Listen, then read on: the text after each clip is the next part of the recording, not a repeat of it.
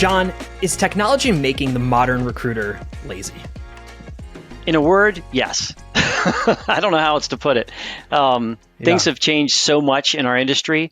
And while technology has added a lot of value, it's potentially being overused by recruiters, and they're losing sight of the actual art of recruiting and the fundamentals that they need to sustain long-term success in this business. So technology, and I think you and I can both agree, technology as a crutch is helpful. Using technology, using modern resources is helpful. Absolutely. Where do we then get to a point where it's too much, or we're getting away from who we should be as recruiters? Well, when recruiters become dominantly reliant on technology to source and find their candidates, I think that's where we're in danger of losing the true art of recruiting. Again, this is a relationship business. You can't build relationships solely through technology. Most of them today are starting via technology. Most of your initial outreaches are electronic in some form or fashion, be it text or email. But ultimately, you've got to get that communication going to form that relationship that will lead to long-term relationships with your candidates and your clients. So I think what a lot of recruiters have fallen into the complacency of is they find it very easy to do what we always said you shouldn't do, post and pray. So let's use job boards. Let's use, in mail and not, call these people and go after them. They're not taking it that extra step, or they're being hesitant to do so for a number of reasons. But they become too complacent of just relying on what the job boards and the technology can give them, as opposed to what they can create themselves. Do you think that's a generational shortcoming? Take me, for example, I'm 33. I live on my phone. I would assume a lot of recruiters that are in sort of my demographic, at least my age bracket, might be the same. Or is this something that is sort of expanding across generations and everybody is falling into this trap? I think everybody, well, I won't say everybody. You've got a couple different scenarios from what I'm seeing. Sure. You've got the old schoolers that refuse to change anything, and that's not good either. Yeah. I've always been of the philosophy that the best recruiters are grounded in pretty much the same set of fundamentals, and they evolve and adapt based on climate conditions in the market. So as technology has enhanced our ability to do our job, you have to embrace it, but you have to figure out how to best embrace it and how is it going to enhance and complement what I've already been doing. Those that are coming into the business now fresh out, and this is their first view of it, they're overloaded with all this technology because that's the state of the industry. Hopefully they're getting some guidance that will allow them to really understand how to best use that technology, but not let it dominate their activity. What are the fundamentals of a great recruiter? There are several, and I just wrote an article last week on LinkedIn. Might have been this week. I think it was this week, where there are basic fundamentals. And I was blessed that when I got into this industry many moons ago, I've been in this industry as almost as long as you've been alive, Brad, and that's pretty scary to say, but it's been a blessing. Yeah, you said what about 30 years, right? So the Bills were in the Super Bowl probably when you started. Oh wow, yeah, and my Washington football team was fortunate enough to beat them in one of those Super Bowls. Yeah, but no, recruiters have to really learn that this industry is all about relationships. It's not about, can I place this person once, or can I place one person with this client? You've got to have the mindset that it's a long game. And I had candidates that over the course of their entire career, I placed 3 and 4 times as they rode the food chain. And that's what you really want to go. Yeah. And the relationships are what drives this business. You also need to, you need to be able to communicate. And that's something that people really struggle with today. And that I do believe is a generational trait, because folks that are coming into the industry today are grounded in the electronic communications mediums. Some of them don't even know how to communicate or hold a conversation. And you've got to be able to do that. You've got to be really, really curious. You got to ask a lot of questions, get a lot of information. And you have to remember that everything you do as a recruiter is about them, meaning it's all about delivering what does this candidate want? What does this client want? And then finding a way to provide that solution. So, there are basics to the business that really haven't changed over the years. The relationship side of things I've been very interested in lately. Matt Lozar and I actually just talked about it on a podcast episode where I don't see enough case studies go out of, I put John to work today, or I'm sorry, 5 years ago, but I'm also still putting John to work. I'm still putting him out on assignments. I still am getting John contracts because I'm in John's corner, right? And I'm working with John. I don't care just about the transactional, I have an order, let's fill the order. I'm here for the betterment of John, the individual. And as a byproduct of that, I'm a great recruiter because of it, yes, but I don't see enough of that. And I know we're doing it in the industry. I know we have those relationships, but it seems to me like we sort of just fall into this transactional mindset of the orders are stacking up. I got to find a person for the order and keep it moving and keep it moving and keep it moving. And that is a challenge. So it's interesting when you plan. I always say, you've seen my mantra every week: plan your work, work your plan. And I believe you need to have a balance in the activity you do. And part of that is you need to hunt for today. What can I place today? And you also need to plant seeds for relationships that you're not going to get anything from right now, but they will yield dividends in the future. And that's the part that I think a lot of people miss, because it's not an instant gratification. And let's face it, we live in a society that is built on instant gratification right now. Anything you need is at the tip of your thumb on your phone. It continues to amaze me. This morning, my wife was saying, we were thinking of a song, and she's like, "What's the name of that song? Who sings that?" And in like 3 seconds, thanks to Google, I had it. And that's the world we live in. Recruiting is not an instant gratification business, but it can be a very long-term gratifying business. I work, I've been in healthcare for the last 6-7 years, and there are travel nurses that have been doing it for over a decade, and they work with one recruiter because of the relationship. That's a lot of contracts, and that's the potential you have if you want it in this business. Yeah, thinking through all of that is super, super interesting. I think the communication side of it, and even the calls you make today are the placements you make 6 months from now. I live in an instant gratification world. I hate it. I've talked about it on the show. I'm super outspoken about it. I'm looking for the home run. I'm not looking for the consistent singles. And I'm trying to get better with that. And I'm acknowledging that. And that's why I have therapy in a podcast form, and I get to talk about it all the time. I'm constantly looking for, the close. I'm looking for whatever it might be. But the calls you make today are fueling you down the line. Walk us through, John, where we need to make placements now, right? Because we need to close the orders we have. So it is an instant gratification industry. In theory, we need to close the orders we have. Why is it still super critical to be fueling the relationships that you need to have in June of next year? So as an example, again, you've got to be planning for the future, like anything in life. And I'm very much like you, Brad. Okay. I think the type A personality people like us, you're always looking to see, where can I make an impact now? And every day starts and you're like, okay, I want to win. I want to win. I want to win. And I don't think that's bad, and you shouldn't curb that. So you've got to fill the jobs today, but you've also got to realize that at some point, the market's going to shift. You're going to need candidates that you don't need today, but you're going to need them 6 months from now. So start laying that groundwork. Start having those conversations when you know that nothing's going to come from them. And that's also a hard thing for recruiters to do. It's, they tend, well, I'm not going to call this person because I don't have a job for them right now, versus I'm going to call this person because they're in my industry and I don't have a job now, but let me start communicating and networking with them, because at some point, they might need something and I might need someone like that. I always say, when a job comes in the door, the best recruiters can respond by saying, I have someone, or I have someone that knows someone. And that's all about building that network as wide as you can get it, so that regardless of what job comes in the door, you've got a warm call to make instead of starting from ground zero.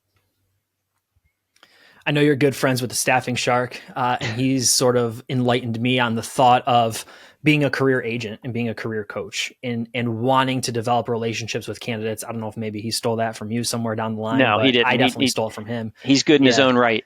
And okay, so I talk about that quite a bit, but yes, we need to be that career agent. We need to think about, okay, how can I get you that contract today? But also, how can I get you that contract 5 years from now and make sure that we're doing everything right by you down the line? And John, I think what's super critical there is when we think about planning your day or plan your week. I'm sorry, plan your work your plan. That's your whole mindset, right? That's it. We think about that. We're too frequently looking at what's the home run today, and we're not thinking about the activities that are still working the plan that might be for the greater plan of 6 months from now. It's hard to stomach. You said something earlier that was spot on. What the work you do today Yeah. will yield dividends tomorrow. Inevitably, from a Yeah. recruiter standpoint, you almost have to think in months. All the activity I do this Okay. month, I might not see the fruit of it until next month. And Okay. routinely, without fail, throughout my career, when I was on the desk, if I had a really high activity month, the next month I billed a ton. I made a lot of placements. If I Mm-hmm. slacked and I didn't work as hard, the next month was usually a down month. So I started to Yeah. see that. And, people tell you this and you're like, yeah, right. I can figure this out. And then you see it comes true and you're like, all right, maybe they know what they're talking about. So that it's Yeah. that long-term game. And you're right. Recruiters need to think both short-term and long-term. So that's why it's also very important for the recruiter to really get to know their candidates. Have those conversations. Yes, what is the candidate looking for right now? But also have those deeper conversations with, all right, what's the long-term play? Where are you looking to advance your career? And how can I help you get there? Do you think recruiters are pressured by leadership to make the short-term placement and not nurture that relationship? Is that something that's being pushed down through leadership? It depends on the company. The best leaders, they have to. Everybody's looking at the bottom line, and you've got to make placements. Everybody wants to make Sure. money, so the only way recruiters make money is to make placements. So inevitably, that has to be a driving force for Mm-hmm. today. So there is pressure, and it's a sales job, so there's always pressure. You're only as good as your last Mm-hmm. placement, so to speak. That's kind of harsh, but as a recruiter, you have that mindset because it kind of keeps you going and keeps you motivated. But the recruiters, again, this all talks about fundamentals. They should have an idea of, well, I always tell recruiters, set a monetary goal for yourself every year. How much money do you want to make? Start there, Mm-hmm. and then figure out, all right, well, how many placements do I need to make in order to achieve that goal? And then you go back and you say, all right, great. Well, then you map it down. You say, all right, well, how many jobs do I need? How many candidates do I have to send out on interviews? How many Mm-hmm. calls do I need to make to find those candidates? That's where the science comes Right. in, and that's where metrics can really help. I think every industry has metrics, and recruiting is no different. Mm-hmm. But to require recruiters to make phone calls for the sake of making phone calls, that's missing the whole point. The recruiter has to, Yeah. be taught that this is why you're making the calls. This is why you need this many candidates and this many interviews, because if you want to hit your goal, this is what you have to do. Then all of a sudden it makes sense. And the recruiter can then plan out their week, their month, their year, Yeah. and they can track to see if they're on pace to hit their goal or fall short. So it really it does all kind of come together, if that makes sense. It's super intriguing to me that we do this in our personal lives. We'll set a goal of, I want to run a marathon in May. I signed up. So I know my goal, I need to run X number of miles every week. I've broken that down pretty significantly because of a coach and I know what I need to do to get there. I want to have X number in my savings account or my bank account. I know to do that unless God forbid I fall into a lump sum because of good or bad reasons, whatever. I need to put in the work to get there, right? We forecast this. We know this as humans. We know there's no overnight success. The overnight success takes years to make it look like it's an overnight success. Mm-hmm. I can't figure out why we don't do that for our careers. We wake up and it's sort of just, oh, what am I going to do today? I don't know. I'm going to sit down 20 minutes late with my cup of coffee from Starbucks that I probably can't afford in the first place. And maybe I'll make some calls. Maybe I'll send some email. Maybe I'll send some in-mail. Maybe I'll, peruse. We don't have the plan. And John, that's why I'll put you on the show. And I want to start talking to you. Planning your work and working your plan is such a critical mindset to have. And I love that you consistently put that out because we're not doing that. I'm not seeing everybody doing that. And we need to be doing that. Well, and you're absolutely right. I do it personally. I do it professionally. So, I practice what I preach. And, a goal without a plan is just an idea. You've got to, you can set a goal all you want, Mm-hmm. but then you got to figure out, well, how am I going to get there? and it's not just going to Yep. materialize. I'm all about manifestation. I'm all about putting out positive stuff in the world, and it will come back to you. So I don't discount that at all. But there's got to be a Yeah. plan in place to achieve every goal that you want to hit, and you can do it if you know what you need to do to get there. Recruiting's no different. And I have always been an advocate of some form of time blocking to your week, and I've taught that to recruiters. Hmm. And without fail, Hmm. those that do it succeed, and they realize how Yep. productive they can be. And it's not that taxing. It's just a matter of controlling your time. It's one of the few things in life we have control over, is how we spend our time. So why not hold yourself accountable to divvying up certain time blocks to focus on certain activities that Yeah. will help you along the line of becoming a successful recruiter. I just started reading the book 4,000 Weeks, sort of about Hmm, time management for, I think it's time management for mortals. But the whole methodology is on the great scheme of things, we all got about 4,000 weeks to live. The average lifespan, that's 80 something interesting. years, you got about 4,000 weeks. Yeah, it's a really, really good book. I highly recommend it. It's one of those things, John, where it kept popping up, and not because of an ad, but because somebody like yourself would mention it, then I'd hear it somewhere else. And it's like, if you have a rule of threes, if somebody tells you something three times, you probably got to check it out Right. because the universe is talking to you, right? But anyways, in the beginning of the book, the author starts talking about time as a conveyor belt and a train of empty, basically trains going down that conveyor belt. And you can fill your time however you want. What happens though is if we try to fill too much, that's when we get overwhelmed. Or if we don't fill it, that's when we feel lazy, we feel unproductive. Blocking time and saying, listen, for the next X number of hours, this is all I'm going to do. We got to be in that mindset. We got to do that for ourselves.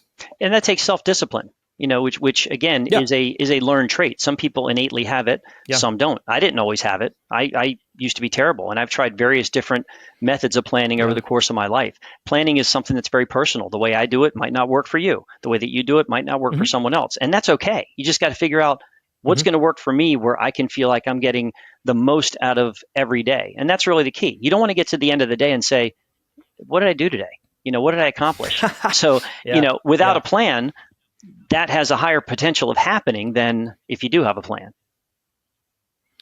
So, how can recruiters use technology now to fuel the human side of recruiting? I love technology, and I'm a big proponent. I love all the AI stuff that's coming out. Um, Mm-hmm. I'm a big advocate for trying to figure out how we can leverage technology to make the recruiter more productive. So there are a lot Okay. of administrative taxing things that recruiters have to do. I've yet to meet a recruiter that says, I love documenting. I love doing all this stuff. So there are Yep. ways that we can automate certain aspects of our recruiting process that don't need the human interaction, that don't need the human element. You can pre-screen, you can pre-qualify, you can get it so that when I get on the phone Yeah. with someone, I know that this person is interested, is engaged, is ready to go. There are follow-ups. The art of follow-up in our business is so critical to folks, both that you can work with now and that you want to work with later. But that takes planning. There are a lot of tools out there now Mm-hmm. in technology that can automate that follow up. I can send you a text, I can send you an email, I can make it personalized through AI. So there's a lot of technology that can complement what we do and free up a recruiter's time to actually recruit and source and talk to those people and have conversations. Should we put the human element back in sourcing then? I don't think it ever should have left. Interesting. You can Interesting. source through technology, but again, the goal is to get that person on the phone. I'm going to have again, in today's world, your outreach 99% of the time, your initial outreach is going to be electronic. And Mm-hmm. there was a time where the hard part of recruiting was finding the talent. That's not a problem anymore. You can find the talent. It's everywhere. And that's another beauty of Yeah. technology. Through the beauty of technology, I can find the talent. The challenge now is, can I engage with that talent? Can I get them to listen to me? Can I have a compelling argument that says, I'm the guy you want to work with? And that's where the communication comes in. So I need to be able to send a compelling email, send a compelling text, not sound scripted or routine like every other recruiter, Right. and be different. Right. So that initial outreach via electronic means I've got to have the creativity to say, all right, do I pique their curiosity enough to say that they want to talk with me? But that's the goal. I need to get them on the phone. Once I get them on the phone, Interesting. then I can start building the relationship and getting to know them.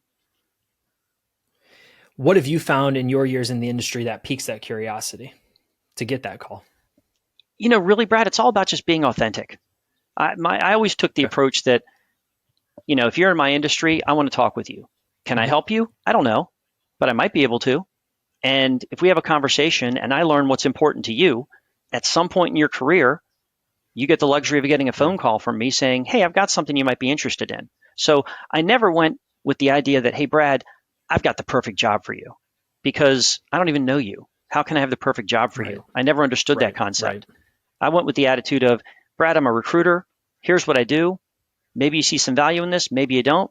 Maybe we can help each other out. I just like to have a conversation, get to know you a little bit better, and see what I can do for you now or in the future. And just being that's who I am. I've never been pushy. Yeah. I've never been the sales guy.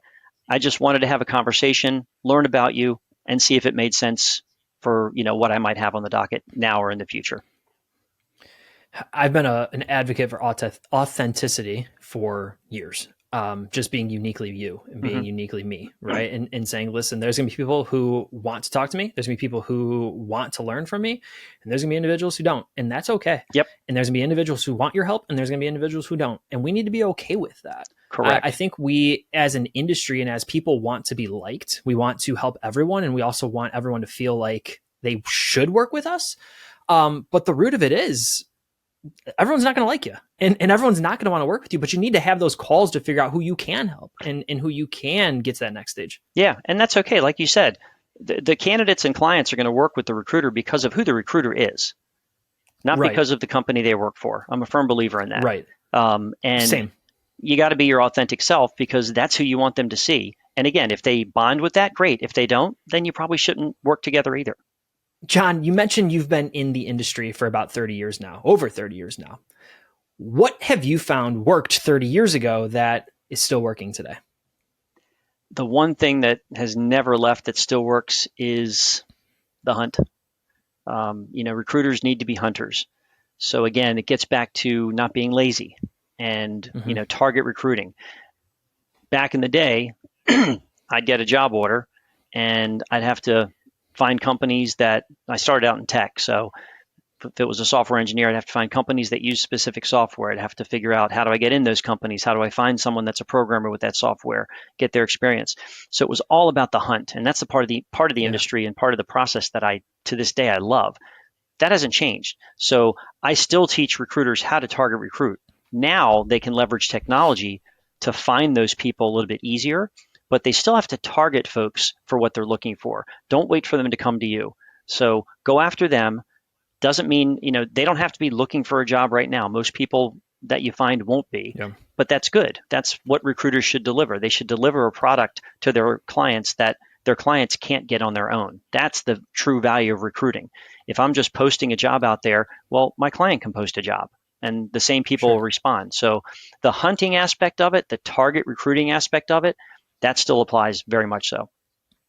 That's super interesting. And the more that I observe the industry, I think we're getting away from that. We're getting away from the art of the hunt and the love of the hunt, and we're trying to use technology to do that for us. We're using AI to find decision makers that we might be able to go after, and even individuals under decision makers who we might be able to go after, and then try to funnel that messaging back up and back down and things like that. We're getting away from the hunt, and that, I believe, is what makes an elite recruiter and what makes somebody exceptional at what they do. It also is tremendous value add. Yep. Yes, it's super easy to say, John's unemployed, let me find John a job. It's better if you can say, listen, I know you're happy, but let's just talk. Where do you want to be in 10 years? Where do you want to be in 5 years? And to your point, and you've mentioned this a few times, I might not be able to help you today, but let's at least get to know each other so that if something does come across my desk, you're the first person I call, John. I love that Exactly. methodology, and I love getting back to that framework. Yep. Why do you think we got away 100%. from that framework? Well, because we had so many tools that clouded our vision. So, all of a sudden, I can remember when Monster first came out. That's how long I've been in this business. And Yeah. everybody said, oh, recruiters are going to become extinct. Well, that didn't happen. Then Career Builder comes out. Oh, they're going to put recruiters out of business. No. Now you've got Indeed, you've got Vivian, you've got all these job boards. LinkedIn has been a plethora LinkedIn's become a recruiter's best friend, but it's also been Yeah. something they've promoted very much for job seekers. So there are opportunities out there that have, again, created this lazy environment because, oh, I can just put something out there and people will come to me. But the challenge is, and the problem is, that the passive candidate won't come to you because they're Right. not looking at those places. So that's where, to your Right. point, recruiters can add significant value because it's like, oh, you've got that candidate from 10 different recruiters, but I'm going to show you a candidate that they haven't gotten because they haven't put in the time to go find the passive candidate that's not looking. I love that. I love that. We're infatuated by the easy button as it relates to our personal lives, Yeah, as it relates to business, as it relates to anything. We're infatuated by the easy button. And getting back to just putting in the work and knowing what makes us great and knowing what makes a recruiter exceptional and getting back to that as a differentiator. It's not even a differentiator, it's just doing your job. But if you do it differently, like you should be doing, it makes it a differentiator. And when you add value, then people want to work with you. And the stars align, my friend. agreed. Just it doesn't take that much effort to be better than most of your competition in a lot of industries, and recruiting is no different. He's John Ruffini, trainer, motivational speaker, and two-time best-selling author. John, before I let you go and before I run you through our rapid-fire round of questions that I ask everybody, I want to give you the floor. Tell us about yourself. I've been blessed to be in this industry. I stumbled into it like many people do. Never thought Mm-hmm. I'd be in sales, never thought I'd be in recruiting. And I had a conversation with a recruiter years ago about what I wanted to be when I grew up, so to speak. And Mm-hmm. after about an hour of talking with this guy, he's the one who planted the seed. Have you ever thought about recruiting? And thank God he did. He's still a really good friend and a mentor to this day. And I ended up going to work for his firm, and it started me off on a great career. I love this industry. I love the value it presents to everyone that we touch. And it's a way to help a lot of people and help a lot of companies. I've been doing it for 30 years. Over the last 10 to 15 years, I've transitioned more into the trainer, the consultant, the coach, the mentor, where I'm passing along knowledge that I have. And I've made a vow to myself, and I stay true to the market, or I stay true to the vow, and I stay current. So the way that I teach recruiters now is way different from how I Yeah. taught them a decade ago because conditions change. So you have to adapt to get the best out of it. I love it. I love seeing people succeed. I love seeing them trust the process and implement the ideas. I just had someone yesterday say to me, "Hey, I've been doing the target recruiting, and you know what? It's working." And I'm like, "Yes, it does."